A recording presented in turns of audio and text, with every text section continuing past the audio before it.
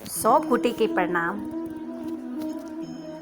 आइ हम अहाँ के सामने एकटा सकारात्मक सोच के साथ उपस्थित छी।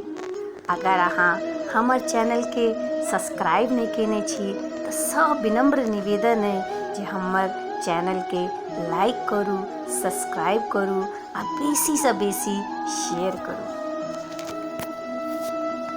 आइ के विषय छै श्री कृष्ण। श्री कृष्ण अपन जीवन में कहियो दुखी नहीं भेलखिन आ जते चीज हुनका सा छूटलनि ओ शायद ककरो सा नहीं छूटल हेतै।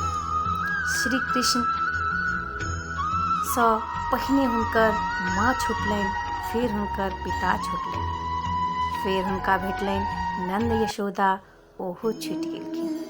संगी छूटलखिन, साथी छूट गेलै। हुनका प्रेम राधाओ हुनका सँ दूर भ गेलै।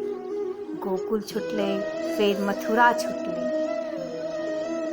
श्री कृष्ण सँ जीवन भर किछ न किछ छूटैत रहलै। नहीं छूटलै तो सिर्फ आ सिर्फ देवत्व, मुस्कान आर सकारात्मक सोच। जहन भगवान के पास किछ नहीं रहलनि, जे हुनकर छलनि हैं से बहुत चीज हुनका सँ अलग भ गेलनि। तऽ हम सब मनुष्य छी, हमर सबके की विसार। श्री कृष्ण दुख के नहीं उत्सव के प्रतीक छथिन। सब चीज छुटला के बादो केना खुश रहल जा सकै छै, ई श्री कृष्ण सँ नीक कियो नहीं सिखा सकैया। हुनकर सकारात्मक सोच हमेशा हुनका खुश राखै छलनि हैं। ताहि दुआरे ओ हमेशा खुश रहै छलखिन हैं, मुस्कुराइत रहै छलखिन हैं। तैं अपन अंदर सकारात्मक सोच राखू आर हमेशा खुश रहू, ताकि अहाँ के संगत में जे आवे ओहो सकारात्मक हो जाए और हमेशा खुश रहे।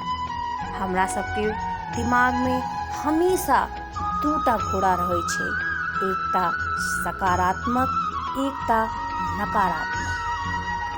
अगर अहाँ के 2 गो बच्चा अइ आ एक बच्चा के अहाँ नीक खाना देबै, हमेशा ओकरा बारे में सोचबै तो ओ उन्नति जरूर करतै।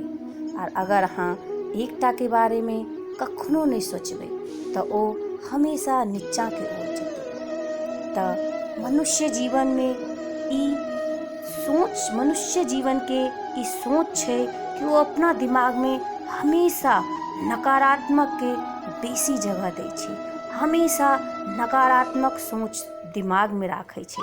तो नकारात्मक सोच हमरा सबके ऊपर हावी भ जाइ छै।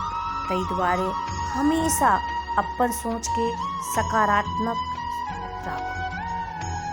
हमेशा एहि पर विश्वास राखू कि जय में प्रभु के रजा, तई में हमरा मजा। एहि सोच के साथ खुश रहू, हमेशा मुस्कुराइत रहू।